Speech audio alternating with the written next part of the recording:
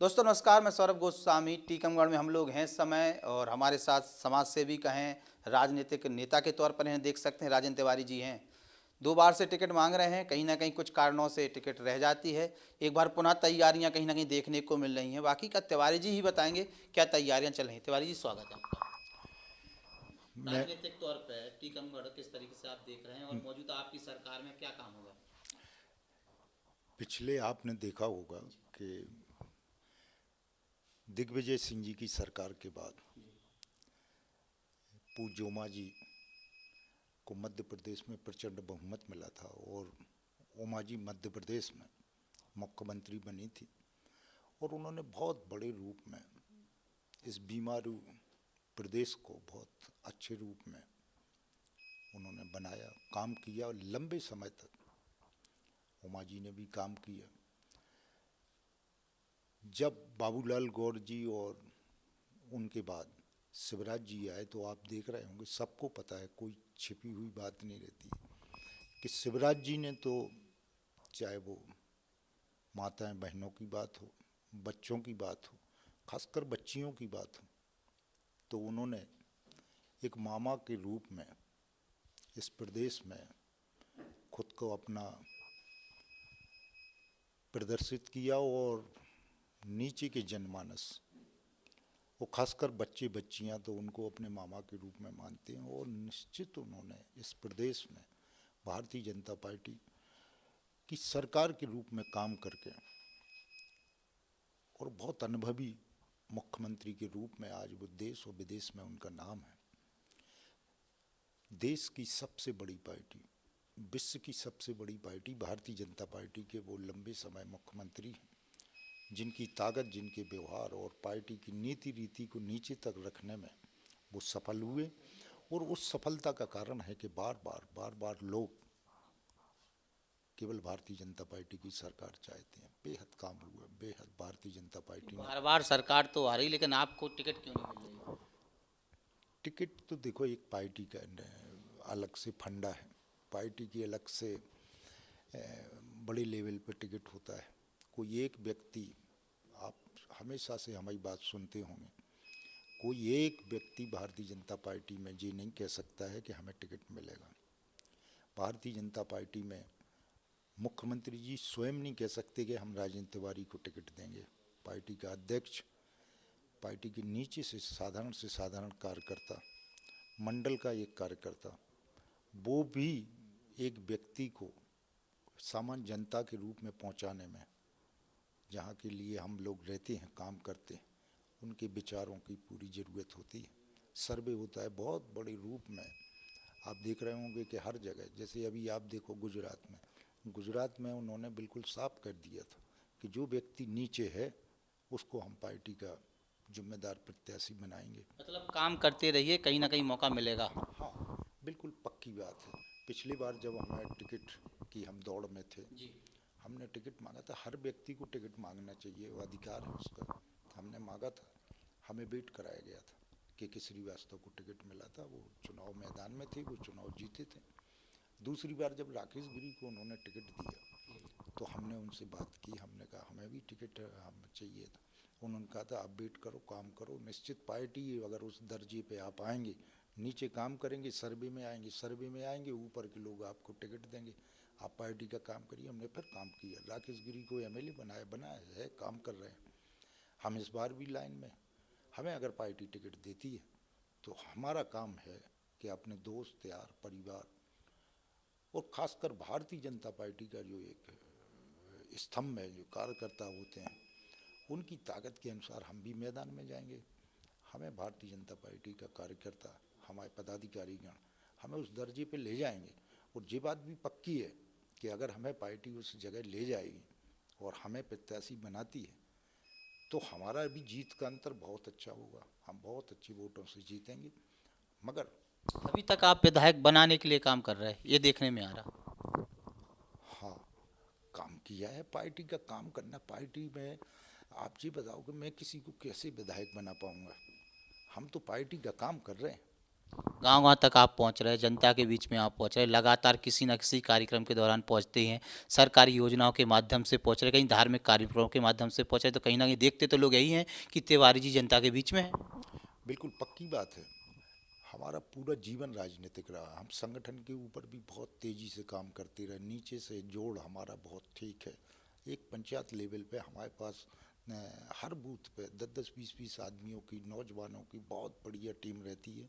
हम पहुंचते हैं, चाहे वो धर्म का मामला हो, चाहे टूर्नामेंट क्रिकेट, कहीं कोई बच्चों का कार्यक्रम हो, उसमें हम बढ़ चढ़ के उसमें करते हैं। धार्मिक कार्यक्रम हो, सामाजिक हो, और चाहे खेल से संबंधित हो, इन कार्यक्रमों में हम नीचे तक पहुंचते हैं। चाहे कोविड का मामला, कोविड के मामले में हमने नीचे तक पहुंच के अपने खुद के उससे हमने कहीं उनकी किट बनाई, कहीं उनको गल्ला रखवाया, कहीं कुछ किया, नीचे तक लोगों तक पहुंचते हमने काम किए हैं। आपको देख के फिर आपके जो विरोधी दल के लोग हैं, वो भी कहीं न कहीं एक्टिव हो जाते होंगे? अब विरोधी दल का तो देखो ऐसा है कि 15 साल से तो आपको दिख नहीं रहा। अगर विरोधी दल जैसे कांग्रेस है, मुख्य रूप से हमारे यहाँ कांग्रेस का अगर इतना ही कुछ होता हो, अगर देख के ही काम कर रहे होते, तो ऐसा थोड़ी है कि हमारे यहाँ पे एक बार, दो बार, तीन बार सीधा भारतीय जनता पार्टी का विधायक बन रहा है। वो काम नहीं करते। वो जब काम नहीं करते तभी तो लोग बाग हम लोगों के पास आते। हम लोग नीचे पहुँच के काम करते। हम लोग सत्ता नहीं करते, हम लोग 24 घंटे काम करने का काम करते।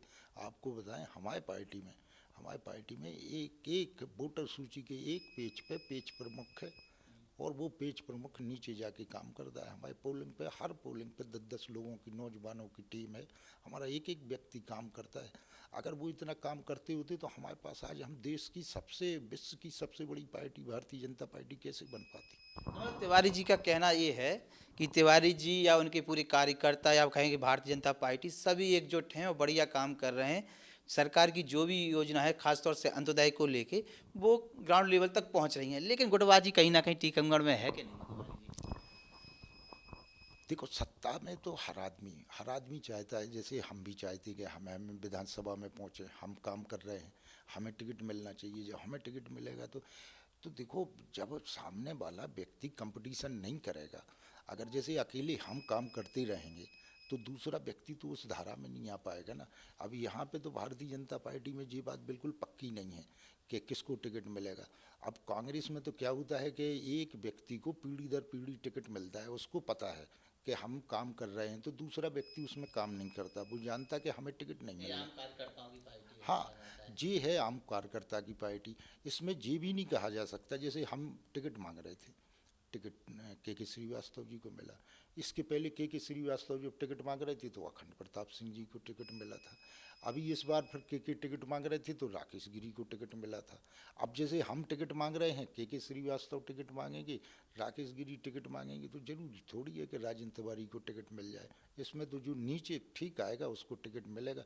तो इसमें प्रतिस्पर्धा बहुत तेज है हमारी पार्टी में, क्योंकि पार्टी हर उस व्यक्ति को टिकट देती है जो व्यक्ति काम करता है। अगर हम घर लेट जाएंगे तो हमें टिकट नहीं मिलेगा। तो स्पर्धा इसमें बहुत तेज है हमारी पार्टी में। हमारी पार्टी में हर व्यक्ति काम कर रहा है, जिसको आगे बढ़ना है, जिसको कुछ करना है, तो उसको काम करना पड़ेगा। इसलिए जब काम करेंगे तो स्पर्धा। काम तो किया है ना, कोविड में थे, लोगों के बीच में थे, अब तो आशा है। हमने पहले ही आपसे कहा है कि इस पार्टी में वही व्यक्ति टिकट का उम्मीदवार है जो नीचे है। जो नीचे तो राजेंद्र तिवारी जी भी हैं, नीचे लोगों के बीच में भी हैं, जनता भी चर्चा कर रही। हाँ, ये बात बिल्कुल पक्की है कि हर मामले में, चाहे वो धर्म का मामला हो, चाहे नौजवानों की बात हो, चाहे खेल से संबंधित बात हो, चाहे सामाजिक काम हो, और चाहे वास्तव में धार्मिक काम हो, चाहे कन्यादान, हाँ, कुछ भी हो, हम हाँ हाँ हम बिल्कुल उन मामले में कोशिश करते हैं। अब देखो, इतना ज़्यादा तो नहीं कर पाते हैं क्योंकि हम जिम्मेदार विधायक, सांसद ऐसा तो नहीं है, मगर हम कोशिश करते हैं कि जो दरवाजे पे आए हैं, अगर हम उनके दरवाजे पे गए हैं, अगर वो कुछ हमसे कह रहा है, और अगर वो घर पे आए हैं या हमें कहीं मिल रहे हैं, तो हमें उनकी बात सुनना चाहिए, उनकी बात सुन के काम करना चाहिए। काम कैसा ही हो, केवल वो गलत काम ना हो, चाहे वो गरीबी से संबंधित हो, आर्थिकता से संबंधित हो, हम आगे रहते हैं उसमें। तिवारी जी, हमने बार बार देखा, हर जगह देखा, आप पहले से किसी से हाथ जोड़ लेते हैं, चाहे बच्चा हो चाहे बूढ़ा हो, भाई साहब करके बात करते हैं। ये राजनीति में है कि पहले से सब चीज़ें हैं, सरलता कहाँ से आ गई ऐसी? राजनीति में ना तो देखो कोई बड़ा होता और ना राजनीति में कोई। लेकिन 60 आप मान लो करीबन 50-55 साल के व्यक्ति हैं, कहने का मतलब है। लेकिन आज आपसे उम्र में छोटा है तो आप भी जी भाई साहब हाथ जोड़ के नमस्कार। तो ये पार्टी के संस्कार हैं कि घर के संस्कार हैं? हमारा कहने का मतलब ये है कि भारतीय जनता पार्टी आरएसएस से सब चीज़ें सिखा रही, या फिर घर से जो संस्कार पिताजी की तरफ से मिले उसकी तरफ से आप भी जैसे पहले थे वैसे ही आज भी? अगर हम अपने से छोटे को सम्मान से नहीं रख पाएंगे तो उसका छोटा कभी भी हमारा सम्मान तो नहीं करेगा। और अगर हमें मुख्य धारा में रहना है तो हमें अपना चाहे छोटा हो चाहे बड़ा हो, क्योंकि उसका भी छोटा है, तो उसका छोटा तो फिर कभी हमारा तो सम्मान नहीं कर पाएगा। और अगर हमें अपने परिवार को, अपने खुद को, अपनी मित्र मंडली को, अगर अपनी पार्टी को मुख्य धारा में आगे करना है तो हमें दूसरे का सम्मान करना पड़ेगा। जब हम उसका सम्मान करेंगे तो हमारी खुलेआम आलोचना नहीं होगी। आलोचना से आदमी को बचना तो बिल्कुल नहीं चाहिए, होना चाहिए, बिल्कुल साफ बातें सामने आती हैं, मगर कोशिश ये होना चाहिए कि कम से कम बिहेवियर व्यवहार में तो आलोचना नहीं होना चाहिए। बिहेवियर व्यवहार में आलोचना नहीं होनी चाहिए। राजेंद्र तिवारी जी थे, राजनीतिक तौर पर तैयारियां पूरी हैं, ज़मीनी स्तर के कार्यकर्ता हैं, गांव से लेके शहर, शहर से लेके गांव तक लोगों के बीच में हैं।